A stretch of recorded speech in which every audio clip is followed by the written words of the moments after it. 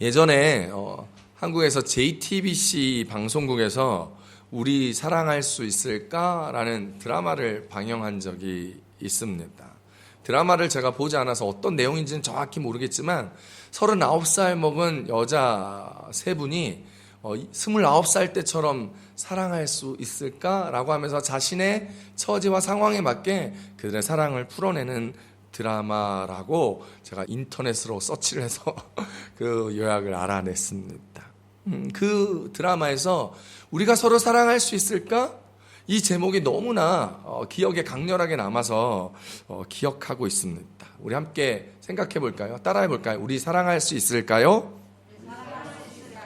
여러분, 올해 우리 교회 2022년 마드리드 순복음교회 비전표가 이겁니다. 한번 따라 하십시다. 시작. 여호와께서 명령하신 대로 하였더라. 그 세부 지표 첫 번째가 이거죠. 시작. 서로 사랑하라. 아멘. 마드리드 순복음교회 성도들이 올 한 해 동안 살아갈 때 여호와께서 명령하신 대로 하자라고 연초부터 제가 시리즈로 설교를 했고, 그 첫 번째로 우리가 여호와의 명령대로 어떻게 살아가야 할 것인가를 이야기할 때 서로 사랑하라 라고 말씀을 함께 나누었습니다. 여러분, 서로 사랑할 수 있으시겠어요? 옆 사람 함께 보면서 이렇게 한번 생각해 봅시다. 나를 사랑하실 수 있겠어요? 이렇게 한번 인사해 봅시다. 시작. 아멘. 왜 자신이 없으세요? 여러분, 서로 사랑하실 수 있으시겠어요? 네. 이성끼리 서로 쳐다보면서 네 이렇게 하면 안 됩니다. 오늘 우리가 읽은 말씀은요, 예수님께서 제자들의 발을 이렇게 씻으시고 최후의 만찬이라고 우리가 잘 알고 있었던 그 그림처럼 마지막 만찬을 다 하신 후에 마가의 다락방에서 예수님께서 다락방 강론을 시작하시는 말씀입니다. 여러분, 그렇게 시작하는 말씀에서 예수님께서는 십자가에 죽기 직전 제자들과 마지막 만찬하시고 지금 가장 중요한 얘기를 막 시작하는 거죠. 유언 같은 이야기인 셈입니다. 예수님의 제자 공동체의 가장 중요한 말, 예수님 공동체, 예수 공동체의 핵심이 되는 첫 번째 이야기가 오늘 예수님은 어떤 이야기로 제자들에게 시작하고 있을까요? 그 첫 번째 말씀이 바로 너희도 서로 사랑하라입니다. 함께 따라 하십시다. 너희도 서로 사랑하라. 오늘 본문 요한복음 13장 34절 말씀 함께 읽어봅니다. 시작. 새 계명을 너희에게 주노니 서로 사랑하라. 내가 너희를 사랑한 것 같이 너희도 서로 사랑하라. 아멘. 예수님의 예수 공동체 핵심이었던 12제자들에게 예수님은 마지막 만찬을 다 하신 후에 강론을 하시면서 첫 번째로 너희도 서로 사랑하라 라고 말씀하셨습니다. 그런데 여러분, 이 서로 사랑하라는 명령은요, 새로운 명령, 새로운 계명이 아닙니다. 원래 이것은요, 태초부터 있었습니다. 요한일서 3장 11절 말씀 읽어봅니다. 시작. 우리는 서로 사랑할지니 이는 너희가 처음부터 들은 소식이라. 아멘. 요한일서에서 요한이 이야기할 때 우리는 서로 사랑해야 된다, 이것을 우리는 처음부터 들었던 이야기다 라고 이 계명을 처음부터 있었던 것이라 이야기하면서 그 뒷절에 가인은 서로 사랑하지 못해 아우인 아벨을 죽였다라고 이야기하며 우리는 서로 사랑해야 한다고, 형제 사랑을 해야 한다고 그 이야기를 이어나가고 있습니다. 그런데요, 우리가 사랑을 하는 것이 참 쉽지가 않습니다. 사랑이 쉬울 것만 같으면 모두가 사랑에 성공해서 결혼하지 않은 사람은 없을 것입니다. 다 아이도 가지고 가정도 쉽게 꾸리고 금방 그렇게 살아가야 하지만 사랑이 생각보다 굉장히 어렵습니다. 그래서 사랑을 하면서 눈물도 많이 흘리고, 사랑을 하면서 성장도 많이 하고, 사랑을 하면서 우리 인생이 더욱더 깊이가 생기는 것이죠. 사랑에는 여러 종류가 있습니다. 육체적인 사랑, 로맨틱한 사랑을 말하는 에로스의 사랑도 있습니다. 다윗과 요나단처럼 친구끼리의 우정과 사랑을 말하는 필리아의 사랑도 있습니다. 부모와 자식 간 가족의 사랑을 이야기하는 스토르게라는 사랑의 이름도 있습니다. 하나님이 우리를 사랑하는 것 같이 조건 없는 사랑인 아가페의 사랑도 우리는 늘 느끼고 경험하며 살아가는 사랑인 것이지요.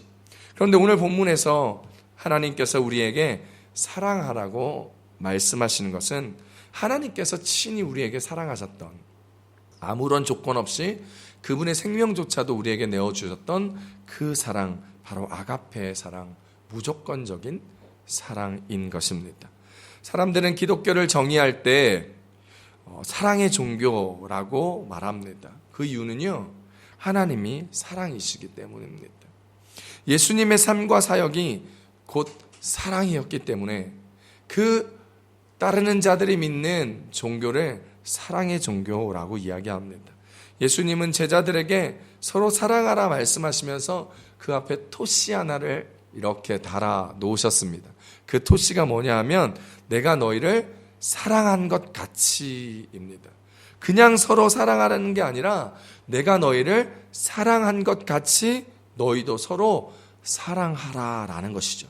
주님은 말로만 사랑하라 하신 것이 아니라 친히 십자가에서 살과 피와 생명을 다 내어주심으로 친히 그 사랑을 실천해 주셨습니다. 그래서 오늘 우리가 성찬 예식을 하면서 예수님의 몸과 피를 기념하며 우리의 구원에 감사하는 예식을 진행하는 것이죠. 그 사랑으로 하나님은 우리를 구원해 주셨습니다. 십자가는 주님이 나를 향한 사랑에 대한 징표요, 나를 사랑하는 그 자리요, 현장이 바로 십자가인 것입니다. 요한일서 4장 9절 말씀 함께 따라 읽어봅니다. 시작.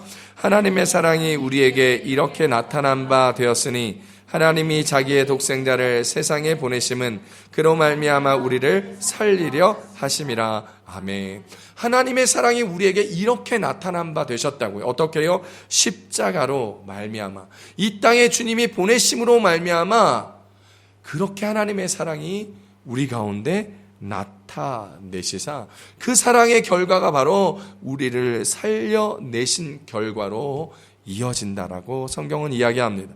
예수님은 우리들이 죄로 물든 성품을 가졌지만, 부끄럽고 연약한 약점을 지녔지만 그 모든 것들을 다 용납해 주시고 용서해 주시며, 그럼에도 불구하고, 연약함에도 불구하고, 죄를 지었음에도 불구하고, 부족함에도 불구하고 하나님은 하나님의 그 아가페의 사랑으로 우리를 사랑하여 주셨습니다. 저와 여러분을 사랑하여 주셨습니다. 주님께서 죄인인 나를 먼저 사랑하셨으므로 이제 우리도 예수님을 따라 서로 사랑하는 것이 마땅하다. 성경은 우리 가운데 이야기하죠. 요한일서 4장 11절 말씀 함께 봅니다. 시작. 사랑하는 자들아, 하나님이 이같이 우리를 사랑하셨은즉 우리도 서로 사랑하는 것이 마땅하도다. 아멘. 여러분, 우리가 이제 서로 사랑하는 것이 마땅한 거예요. 사랑한다는 말은 내가 보기에 좋은 것을 좋아하고 내가 사랑할 수 있는 것을 사랑하는 것이 아닙니다. 나와 성격이 다르고 나와 성향이 다르고 내가 받아들이기 불편한 구석이 있을지라도 받아들이고 용납하고 이해하고 인정해 주는 것이 사랑입니다. 부부끼리 나와 다른 기질을 가지고, 나와 가진 다른 가치관을 가지고, 나와 다른 행동 양식과 패턴을 가지고 살아가지만, 다르지만 이해하고 용납하고 인정해 주는 것, 그게 사랑입니다. 내 자식이 아무리 나와 달라도 그 자식을 용납해 줄 수밖에 없는 게 부모님의 사랑인 것처럼 우리의 사랑은 타인을 대할 때도 그렇게 사랑해야 된다는 것입니다. 매일 가정에서 가족들을 돌보고 그들이 내 생각대로 해주지 않는다고 해서 내 몸처럼 사랑하고 아끼지 아니하고 내버려두고 방치하고 버리는 것 아니지 않습니까? 가족을 위해서, 가정의 화목을 위해서 내가 희생하는 것, 그것이 사랑입니다. 교회 공동체에서도 마찬가지죠. 서로 다른 사람이 모였습니다. 교회 100명이 있으면 100명의 다른 사람이 있는 것과 마찬가지이지요. 서로 다르지만 서로 기도하며 서로 위로하며 서로 격려하고 서로 세워주며 서로를 향하여 책임지는 성도가 되어주는 것, 그것이 바로 사랑이요. 사랑이 넘치는 교회 공동체로 세워나가는 우리의 역할이어야 한다는 것입니다.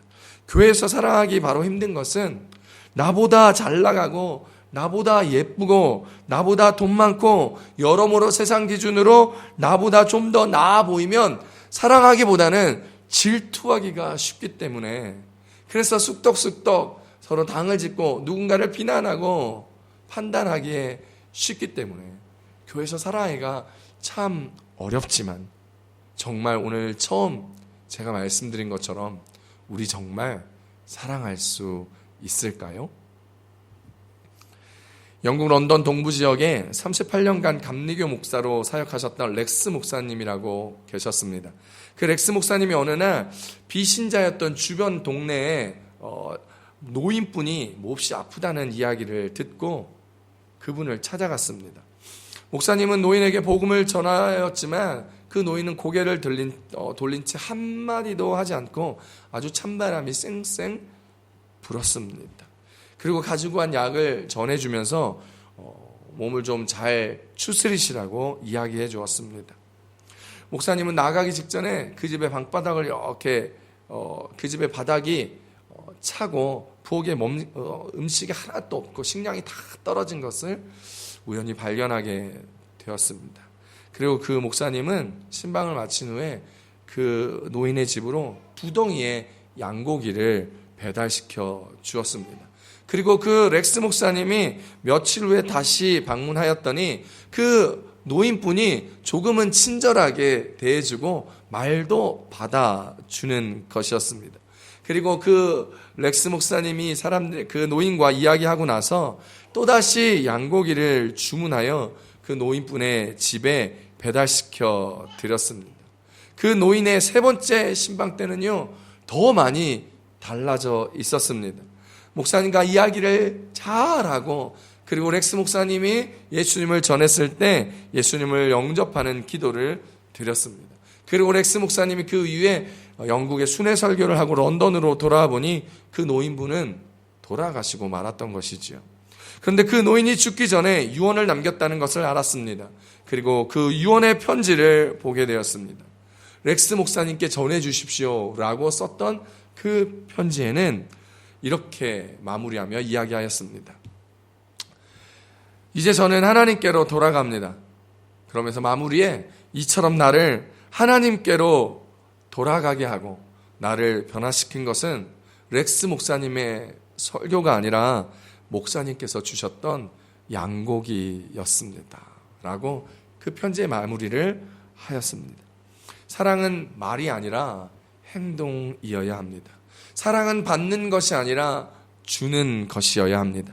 주님의 사랑을 실천하면 천하보다 귀한 영혼을 얻을 수 있는 것이 바로 이처럼 하나님의 사랑이 생명을 살렸기 때문입니다. 사랑을 실천하지 않고 말로만 한다면 그것은 주님이 원하시는 사랑이 아니고 주님이 우리에게 말씀하신 사랑이 아닙니다. 주님은 친히 십자가를 지심으로 우리에 대한 자신의 사랑을 확증하여 주셨습니다. 주기 때문에 사랑하는 것이 아니라 사랑하면 주게 되는 것입니다. 사랑하기 위해서 주는 것이 아니라 사랑하면 주게 되어져 있는 것입니다. 사랑하는 사람을 만나 연애해 보신 적 있습니까? 어떤 사람이 사랑하는 사람을 만났는데 이것저것 재면서 이거 아까운데 저것 아까운데, 그러면 그 사람 사랑하는 것 아닙니다.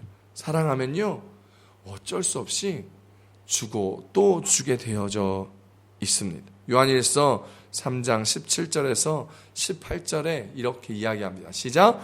누가 이 세상의 재물을 가지고 형제의 궁핍함을 보고도 도와줄 마음을 받으면 하나님의 사랑이 어찌 그 속에 거하겠느냐. 자녀들아, 우리가 말과 혀로만 사랑하지 말고 행함과 진실함으로 하자. 아멘. 여러분, 우리 사랑할 수 있을까요?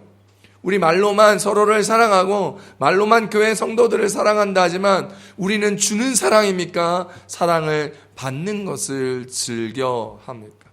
내 처지가 지금 어렵고 힘들다고 받는 것을 위하여 살아간다면 그것은 사랑이 아닙니다. 주는 것이 사랑이지요.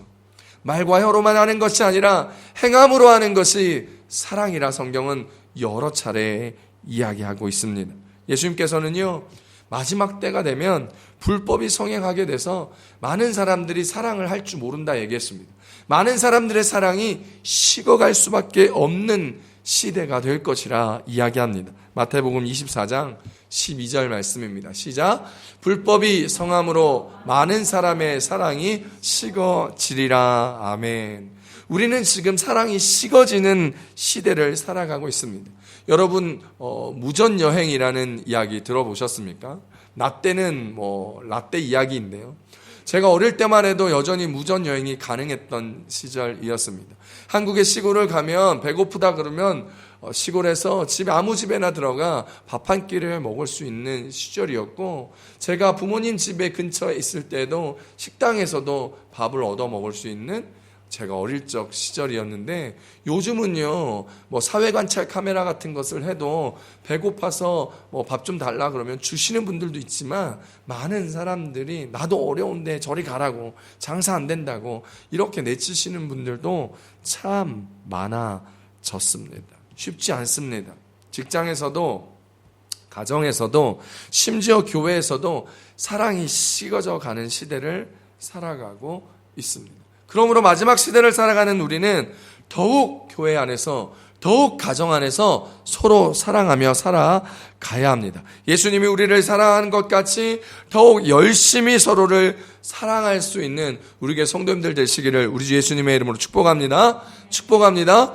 러시아의 문호 톨스토이가요, 여행 중에 주막에 들러 하룻밤을 지내면서 다음날 떠나려고 하고 있었는데, 주막에 있던 그 주막집 어린 딸이 톨스토이가 가지고 있었던 조그마한 빨간 가방을 가지고 싶어서 그 아이가 아픈 중에도 엄마에게 저 빨간 가방을 자꾸 가지고 싶다고 엄마에게 부탁을 하는 것을 보았습니다.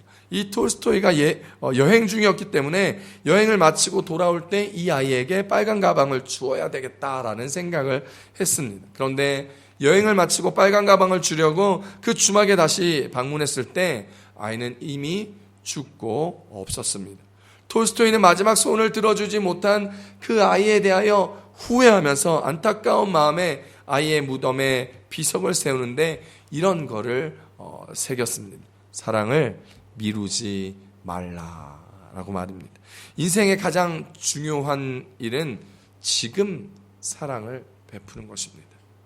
인생에서 가장 중요한 금이 있다면 그게 지금이다라는 이야기도 있는데, 지금 우리에게 가장 중요한 것은 바로 지금 서로를 사랑하고 바로 지금 하나님의 사랑을 베푸는 것이어야 합니다.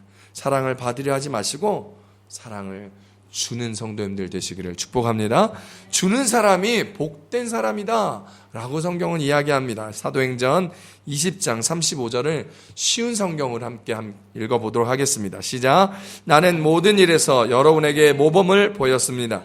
여러분은 저처럼 열심히 일해서 약한 사람을 도와야 합니다. 또한 주는 것이 받는 것보다 복이 있다고 하신 주 예수님의 말씀을 기억해야 합니다. 아멘. 사도 바울은 이야기합니다. 나는 모든 일에서 여러분들에게 모범을 보였는데 여러분 모범을 보인 저처럼 열심히 일해서 연약하고 어려운 사람을 도우십시오. 그렇게 돕고 베풀고 나눠주고 구워주는 일이 예수님이 말씀하신 복된 일이고 예수님이 말씀하신 사랑이다라는 것을 사도 바울은 우리 가운데 강력하게 권면하고 있습니다.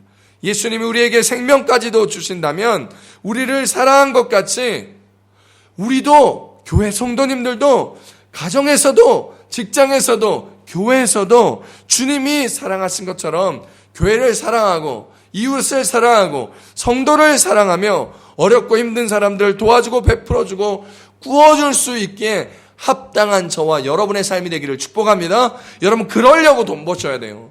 여러분 그러려고 사업하셔야 돼요. 그래서 여러분 돈도 많이 버셔야 돼요. 그래서 많이 도와주고 많이 베풀어주고 많이 구워줄 수 있는 비전을 가지셔서 여러분 그렇게 행할 수 있는 우리 성도님들 되시기를 축복합니다. 여러분 지난번에 오셨던 우리 김유봉 장로님은 여러분 그 접시 닦기를 하면서 깨진 거울을 비춰놓고 주방장 요리를 어떻게 하는가 배우면서 그는 큰 꿈과 비전을 가졌습니다. 내가 사업을 해서 많은 사람을 도우며 내가 교회를 지으리라. 결국 그가 큰 꿈을 가진 것처럼 정말 교회를 짓게 되었고 많은 사람들을 도와주었고 그분이 하셨던 뉴욕곰탕에서 30여 명이 넘는 사람들에게 그 어렵다는 미국 영주권에 다 스폰서해주고 많은 사람들을 도와주고 그리고 집 없는 사람들에게 아무 때나 본인의 집을 내어드리고 아무 때나 도움의 손길을 보여주시면서 많은 이들을 섬겼다라는 이야기들을 들으면서 도전이 되었습니다. 우리 교회 청년들도 사업의 비전을 가졌으면 좋겠습니다. 직장 생활도 좋죠. 그러나 사업의 비전을 가져서 더 큰 꿈, 더 많은 꿈을 가져서 어렵고 힘든 사람들 더 열심히 더 많이 도와주고 베풀어주고 하나님의 나라를 함께 이루며 하나님의 사랑을, 복음의 사랑을 함께 베풀 수 있는 그런 성도, 그런 청년들 될 수 있기를 우리 주 예수님의 이름으로 축복합니다. 축복합니다. 그래서 예수 잘 믿어서 축복받아 그 축복을 거저 나눠주고 거저 함께 베풀어주는 축복의 삶을 살아갈 수 있는 그리스도인, 그것이 하나님께서 우리 가운데 말씀하시고 주신 꿈과 비전이라고 생각하며 오늘 그런 삶들을 다 살아내기에 합당한 마지순복음교회 성도님들 되시기를 축복합니다. 축복합니다. 두 번째, 오늘 말씀해 주신 은혜는 너희가 내 제자인 줄 알리라 라는 말씀입니다. 요한복음 33장 35절 말씀 함께 봅니다. 시작. 너희가 서로 사랑하면 이로써 모든 사람이 너희가 내 제자인 줄 알리라. 아멘. 예수님이 우리를 사랑한 것 같이 우리가 서로 사랑하게 되면 세상 모든 사람들이 우리가 예수님의 제자인 줄을 알게 될 것이라는 말씀입니다. 여러분, 이 말씀처럼 그냥 사랑만 했는데 그냥 예수님이 우리에게 주셨기에 우리도 주는 사랑을 했는데 어떻게 우리가 예수님의 제자라는 것을 세상 사람들이 알 수 있을까요? 세상 사람들의 사랑과 예수님의 사랑은 다르기 때문입니다. 예수님의 사랑은 세상과 같지 않고 끝까지 하는 사랑이었기 때문입니다. 요한복음 13장 1절 말씀 한번 보겠습니다. 시작. 유월절 전에 예수께서 자기가 세상을 떠나 아버지께로 돌아가실 때가 이른 줄 아시고 세상에 있는 자기 사람들을 사랑하시되 끝까지 사랑하시니라. 아멘. 세상 사람들은요, 사랑을 하는데 끝까지 사랑 못합니다. 연애할 때 첫사랑 10년 동안 사랑해서 결혼하신 분도 있더라고요. 그런데 흔치 않습니다. 연애할 때도 사랑은 금방 깨집니다. 13년 사랑해서 결혼했는데 결혼한 지 2년 반 만에 이혼한 커플도 제가 직접 보았습니다. 부부끼리도 끝까지 사랑하지 못하고 이혼하고 헤어집니다. 자식도 끝까지 사랑하지 못해서 자식을 버리는 경우, 자식과 의절하고 원수처럼 지내는 사람들도 제법 많습니다. 부모를 버리는 사람들도 있습니다. 옛날에 우리네 어려웠던 시절에 고려장이라는 그런 모습도 있어서 부모를 직접 버리기도 했지만 요즘도 그런 게 있더라고요. 해외여행 가서 부모님 놔두고 그냥 자기들끼리 돌아와서 부모님이 해외에서 미아가 되는 경우도 있었습니다. 형제 자매와도 마찬가지입니다. 명절 때만 되면 요즘에 큰 싸움이 일어난다라는 뉴스를 보게 되면 그것은 꼭 돈 때문에 형제 자매들이 서로 싸우고 죽이는 경우, 의절하는 경우도 심심치 않게 뉴스에서 보더라는 거예요. 그런데 하물며 친구 사이는 어떨까요? 요즘에는요, 친구도 금방 사귀었다가 금방 버립니다. 조금만 불편한 관계가 되면, 조금만 나랑 맞지 않으면, 조금만 우리 사이가 애매하다고 생각되면 카톡도 차단하고 인스타도 차단하고 페북도 차단해 버립니다. 아니, 그냥 심지어 계정을 닫아버리고 전화번호를 바꾸어 잠수 타버립니다. 그리고 전혀 모르는 사람처럼 행동하는 경우가 참 많습니다. 요즘 보면요, 참 인간관계 쉽게 합니다. 그러면서 차단당하면 자기도 다른 사람 차단하면서 내가 다른 사람에게 차단당하면 막 씩씩대고 기분 나빠 하더라고요. 그런데 예수님은 이런 세상에서 이렇게 사랑하는 우리들을 끝까지 사랑하는 모습을 친히 보여주셨습니다. 그래서 우리가 사람을 따라 차별을 두지 않고 끝까지 사랑하는 모습을 보여주라 이야기하면서 친히 보여주셨던 그 끝까지 사랑하는 모습을 우리의 가운데 요구하며 우리가 차별하지 아니하고 사람들을 끝까지 사랑할 때 세상 사람들이 우리가 예수님의 제자라는 것을 그 사랑을 통해서 알 수 있게 된다는 것입니다. 왜요? 우리는 세상과 다르니까요. 세상의 방법으로 사랑하는 것이 아니라 하나님의 방법으로 예수님께서 가르쳐 주신 방법으로 사랑하기 때문에 우리는 예수님의 제자가 될 수 있고 예수님의 제자라 불림받을 수 있는 것입니다. 이기적이지 않게, 나중심적이지 않게 이타적으로 다른 사람을 배려하며 그렇게 사랑하게 될 때 세상 사람들이 우리를 보며 예수님을 볼 수 있게 되는 것입니다.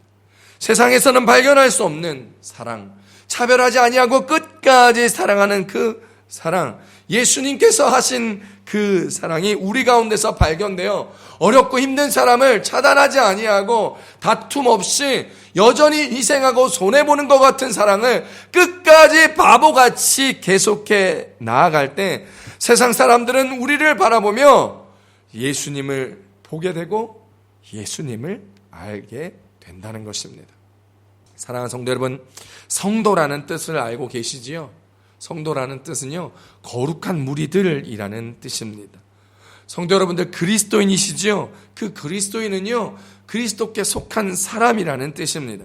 또한 그리스도에게 속한 사람은 그리스도 편에 서 있는 자들이어야 합니다. 아시지요?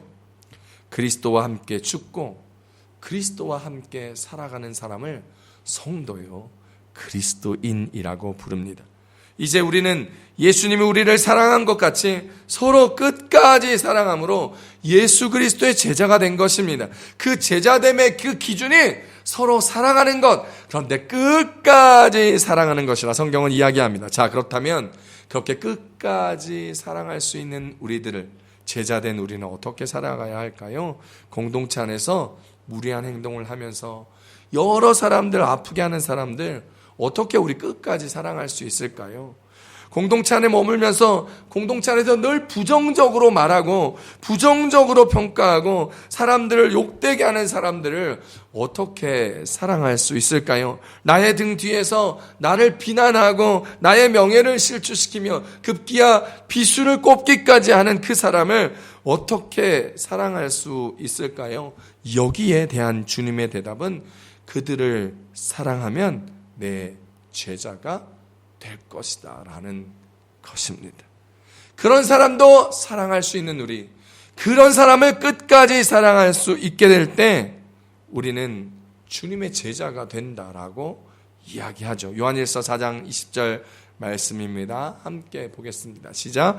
누구든지 하나님을 사랑하노라 하고 그 형제를 미워하면 이는 거짓말하는 자니 보는 바 그 형제를 사랑하지 아니하는 자는 보지 못하는 바 하나님을 사랑할 수 없느니라. 아멘. 제가 아무리 목회자지만요, 연약한 죄인입니다. 요즘 정말 속상한 일이 있어서 하나님 앞에 이렇게 기도했었습니다. 하나님, 저 정말 화납니다. 정말 속상합니다. 하나님, 저 사람 좀 주님이 혼내주십시오. 정신 번쩍 들게 좀 해주십시오. 목회자가 얼마나 무서운지 알게 해주십시오. 막 이런 얘기 속으로 기도하고 주님 앞에 기도할 때 막 했어요. 저 사람 때문에 마음이 너무 힘듭니다. 속상합니다. 이렇게 기도했어요. 시편에 다윗도 원수의 뼈를 꺾어달라고 뭐 이런 기도했잖아요. 저는 뼈 꺾어달라는 기도는 안 했지만 주님, 마음이 너무 힘들고 속상하니까 주님 어떻게 좀 해주십시오라고 기도했잖아요. 그런데 그 기도를 하자마자 방금 읽었던 이 요한일서 4장 20절 말씀이 딱 생각나는 것입니다. 하나님을 사랑한다면서 네 형제를 사랑하지 아니하면 하나님을 사랑할 수 없다라는 것이지요. 그래서 하나님 앞에 이렇게 다시 기도했습니다. 내가 하나님을 사랑하니 사람을 사랑하게 하옵소서. 이 기도가 절로 나오더라고요. 예수님의 십자가 사건 이후에 제자 공동체를 한번 상상해 보십시다. 예수님이 십자가에 돌아가신 후에 제자들은요, 그 마가의 다락방에 모여가지고 방문을 걸어 잠그고 공포에 떨고 있었을 것입니다. 예수님 돌아가셨으니 이제 로마의 병사들이 우리를 잡으러 오면 어떡하지? 유대인들이 우리를 잡아가지고 돌로 쳐 죽이면 어떡하지? 그러면서 공포에 떨고 있었습니다. 성령이 너에게 올 때까지 기다리라고 했던 그 기다리는 날 동안에 그렇게 쉽게 그리고 기쁜 마음으로 기다리지만은 않았을 것입니다. 만약 그때 제자들 가운데 누구 한 사람이 일어나서 왜 우리 이렇게 멍청하게 있냐? 언제까지 이렇게 기다릴 거냐? 라고 불평하였다면 그리고 그 누군가가 누군가를 비난하고 원망하였다면, 다른 사람 탓이라 이야기했다면, 베드로 너 때문이야. 네가 주님 3번 부인했잖아. 네가 그렇게 안 하고 우리가 한 마음으로 그걸 주님을 구했더라면 우리 입골나지 않았을 텐데, 만약에 이렇게 이야기했더라면, 만약에 이렇게 불평했더라면 어떻게 되었을까요? 그 공동체 어떻게 되었을까요? 아마 그 순간 그 공동체는 무너져 버렸을지도 모릅니다. 그런데요, 제자들은 그렇게 하지 않았습니다. 서로 용서하고, 서로 침묵하고, 서로를 이해하고, 서로를 용납하고, 서로를 사랑하는 것만이 공동체를 지키는 것입니다. 요즘에요, 더워가지고 한 방에 우리 아이들이 다 모여가지고 이렇게 텔레비전도 보고 잠도 자고 이렇게 합니다. 그런데 우리 셋째 아이가, 셋째 누구라고 이름은 밝히지 않겠지만, 셋째 아이가 유난히 방구를 많이 킵니다. 그 좁은 방에 에어컨을 틀어놓는데 거기다 방구까지 끼면 냄새가 많이 나요. 그러면 어김없이 전부 다 아이 이런 소리가 탄식이 터져 나오죠. 왜냐하면 오롯이 그 방구 냄새를 맡아야 되기 때문입니다. 여러분, 이 120명의 문도가 한 공간에 있었습니다. 방구는 안 꼈겠습니까? 배탈은 안 났겠습니까? 씻지 못해 더워서 냄새는 안 났겠습니까? 어쩌겠습니까? 그러나 그 누구도 불평하지 아니하고 격려하고 위로하고 함께하였습니다. 용서, 격려, 위로도 사랑입니다. 코로나 위기 가운데 많은 교회들이 고난과 시련 속에 처해 있습니다. 우리 교회도 예외는 아닙니다. 교회의 재정적인 문제, 성도들의 삶에 대한 문제, 예배에 대한 문제 등의 많은 위기를 만났습니다. 그런 때는 모두가 다 어찌할 줄 모르는 때입니다. 누구 하나가 나서서 짐을 짊어지기에도 벅찬 어려움의 시기죠. 이런 때 누군가 비난하고 누군가 원망하고 누군가 공동체를 탓한다면 공동체에 쉬 걸어가기 어려울 것입니다. 이런 때 예수님의 제자된 우리는 서로가 서로를 격려하고 서로를 위로하고 서로를 사랑해야 합니다. 가정에 어려움이 있을 때 누구를 원망하고 비난해서는 안 됩니다. 서로 사랑하고 위로하고 격려하고 보듬어주는 것이 필요합니다. 그래야 가정이 올바로 서서 이 어려운 위기 다음을 준비할 수 있습니다. 교회도 마찬가지입니다. 이 어려움 다음을 준비하고 걸어갈 수 있습니다. 여러분의 삶에서 어려운 순간이 있다면 교회 공동체와 함께 나누며 함께 기도하며 함께 보듬어주고 함께 용서하고 함께 격려하고 함께 위로하며 함께 나아갈 수 있는 우리 교회 성도님들 걸음걸음 되시기를 우리 주 예수님의 이름으로 축복합니다. 교회를 온전히 세우기 위해서 서로의 약점과 상처를 보듬어주고 안아주어야 합니다. 지금 가만히 두어도 무너지는 시대예요. 가만히 두면요 우리의 사업장 무너지고, 가만히 두면요 우리의 가정 무너지고, 가만히 두면요 교회도 무너질 수밖에 없는 위기 가운데, 어려움 가운데 있습니다.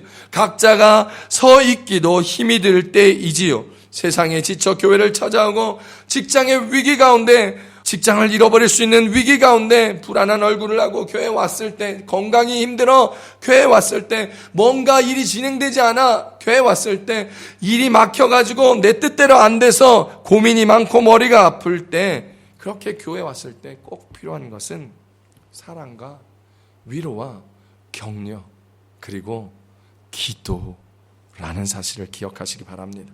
서로를 걱정하며 서로를 위하여 기도하고 서로와 함께 서 있어줄 수 있는 그런 교회 공동체 만들어갈 수 있기를 축복합니다. 함께 울고 함께 우는 우리의 공동체의 모습이 필요합니다. 서로 힘이 되어주고, 여름이라 많은 빈자리들이 있고 또 어려운 순간들이 있지만 섬김의 빈자리, 봉사의 빈자리를 서로 채워주시며 함께 해야 합니다. 우리가 혼자가 아님을 서로에게 보여주십시오. 나와 함께 울고 나와 함께 울어주는 성도가 있음을 서로 보여주십시오. 서로 사랑하자는 말은 그저 교회 안에서 더 행복해지고 교회 안에서 맛있는 삼겹살 구워 먹고 더 우리가 잘 되려고 추구하는 하나의 구호가 아니라, 우리가 반드시 이 땅에서 해야 할 예수님이 우리에게 부탁한 사명이요, 주님이 태초부터 우리 가운데 말씀하셨던 명령임을 기억할 수 있기를 우리 주 예수님의 이름으로 축복합니다. 교회 안에서의 사랑은 그리스도인으로서의 정체성이 들어가 있는 것입니다. 교회에서 사랑하라는 그 명령을 행하는 것은 그리스도인으로 마땅히 해야 할 일을 행하는 것입니다.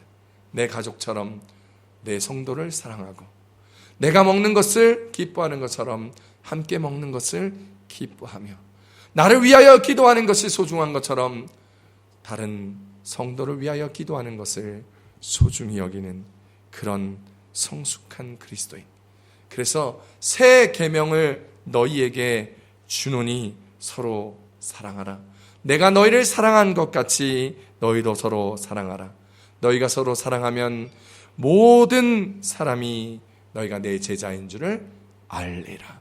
그 말씀 기억하며 그 말씀을 살아내며 그 말씀으로 믿지 않는 자들이 우리를 통하여 예수를 보고 예수를 알아갈 수 있기를 우리 주 예수님의 이름으로 축복합니다. 축복합니다. 이 시간 다 같이 기도하십시다.